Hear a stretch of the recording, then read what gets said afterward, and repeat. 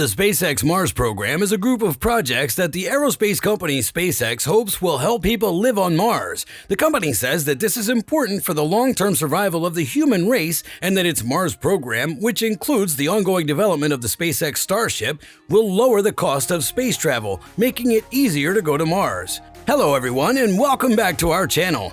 Today, we'll tell you about SpaceX planning to create something that is so advanced it reaches 7% faster than light speed. The Starship rocket is meant to be able to go into orbit and be used over and over again. This will cut the costs of launching it and maintaining it between flights by a huge amount. The rocket will have two stages, a first stage called Super Heavy, which is also called a booster, and a second stage called Starship, which is also called the spacecraft. Both stages will be driven by engines called Raptor and Raptor Vacuum. Both of Starship's rocket stages are made of stainless steel, which gives it a shiny look and also makes it strong enough to enter the atmosphere. Methane was chosen for the Raptor engines because it's very cheap, produces less soot than other hydrocarbons, and can be made on Mars by using carbon dioxide and hydrogen in the Sabatier reaction. The main combustion chamber of the engine family is made of a new alloy that can hold 300 bar or 4,400 psi of pressure. This makes it the most powerful engine that can be bought right now. In the near future, it might be made in large quantities and sold for about $230,000 per engine or $100 per kilonewton. The Starship is the second stage of the launch vehicle. On some missions, it will also serve as a long-distance spaceship. The ship is 50 meters or 160 feet tall and weighs less than 100 tons when it's dry, or 220,000 pounds. The payload volume of Starship is about 1,000 meters cubed, which is 35,000 cubic feet. This is 80 meters cubed or 2,800 cubic feet bigger than the pressurized space of the International Space Station, and it could be even bigger with a 22-meter tall or 72-foot tall hull expansion. If tanker spacecraft are used to refuel the Starship spaceship while it's in orbit, it'll be able to carry more cargo and a larger number of astronauts to different Earth orbits, the Moon, and Mars. As a member of the Mars Society's board of directors in 2001, Elon Musk, who also started SpaceX, said that his goal was to make it possible for people to live on Mars. SpaceX made many different kinds of vehicles in the 2000s and early 2010s, like space tugs, heavy lift launch vehicles, and Red Dragon capsules, with the goal of sending cargo and people to Mars. The company first presented the current plan to colonize Mars at the International Astronautical Congress in 2016, along with the Interplanetary Transport System, which is a launch vehicle that can be used more than once. Since then, the idea for the launch vehicle has been changed, and it's now called Starship. Since then, it's been under development. The company's given a number of different estimates for when the first people will arrive on Mars. Small fleets of Starship spacecraft will be used by SpaceX to carry out the first trips to Mars. Partnerships between the public and private sectors will pay for those missions. The company has high hopes that people will be able to start living on Mars once the necessary infrastructure has been built there and costs have been cut significantly. People said that the initiative is not possible because it's not clear how it will be paid for and because it only solves the problem of getting to Mars, not the problem of how people will live once they get there. Elon Musk has been interested in Mars since at least 2001 when he joined the Mars Society. However, it wasn't until 2007 that he said it was his personal goal to make it possible for people to explore and live on Mars in the future. SpaceX has said that the colonization of Mars is the ultimate goal in order to make sure that humans will live on. It's expected that because Starship can be used more than once, launch costs will go down. This will make it easier for more payloads and entities to get to space. Robert Zubrin is an aeronautical engineer who wants people to go to Mars. He thinks that if the cost of launching Starship went down, it would be possible to set up a space-based economy, settle space, and mine in space. If the costs of space travel go down, space research could become profitable. This could lead to big improvements in fields like medicine, computer science, and material science, among others.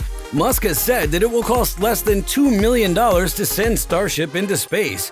Pierre Lyonnais, who is in charge of research at Eurospace, says that this is not true. He based his argument on the fact that making the rocket will cost billions of dollars and that no one wants it right now. The Starship is made through a process that is iterative and slow, with tests on rocket prototypes marking important steps. The first Raptor-powered prototype to take to the air was called Starhopper. The vehicle had 3 fixed legs, and it was a lot shorter than the spaceship that was eventually made. Early in April 2019, the craft made 2 jumps while tethered. About 3 months later, it jumped to a height of about 25 meters without a tether. In August of 2019, the vehicle jumped to a height of 150 meters and then went to the nearby launching pad. Mk1 was destroyed during a pressure stress test in November 2019, and Mk2 never got to fly because the Florida facility was torn down over the course of the whole year 2020.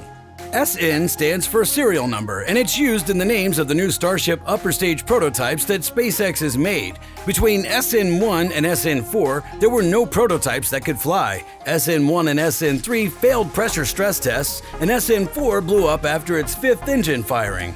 The Starship SN5 was made to look like a cylinder because it did not have any flaps or nose cones. This prototype vehicle has 1 Raptor engine, several propellant tanks, and a mass simulator built into it. On August 5, 2020, SN5 completed a successful flight that went up 150 meters or 500 feet and landed on a nearby pad. On September 3, 2020, the hop was done again by a ship that looked a lot like the Starship SN6. The first full Starship prototype, SN8, flew for the first time on December 9, 2020. It reached a height of 12.5 kilometers and turned off its 3 engines slowly. The ship suddenly flipped over and fell. When landing, the petrol tank pressure was too low, so the prototype hit the pad.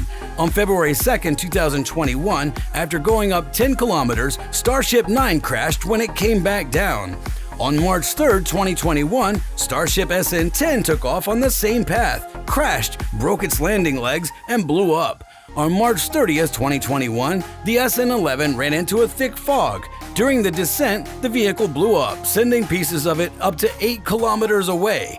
Before they were finished, Starship SN12, SN13, and SN14 were thrown away, and Starship SN15 was chosen to fly. The electronics, structure, and engines of the prototype were all made better by using the mistakes of the earlier prototypes. SN15 took off on May 5, 2021 and landed gently 6 minutes later.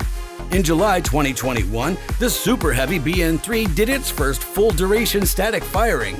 It lit up 3 engines. A month later, Starship SN20 was put on Super Heavy BN4 by cranes. The SN20 has the first body-tall heat shield made of hexagonal heat tiles. In October 2021, the mechanical arms that catch things were put on the integration tower. This finished the first tank farm. SpaceX wants to test the Starship in space in 2023. The rocket will take off from Starbase. The Super Heavy booster will then separate and land gently 30 kilometers off the coast of Texas. The spacecraft will fly over the Straits of Florida and land gently in the Pacific Ocean 100 kilometers northwest of Kauai in the Hawaiian Islands. The trip to space takes 90 minutes. That's it for today, guys. I hope you enjoyed the video. Leave a like and comment down your thoughts on this topic. And don't forget to subscribe to the channel. Thank you for watching.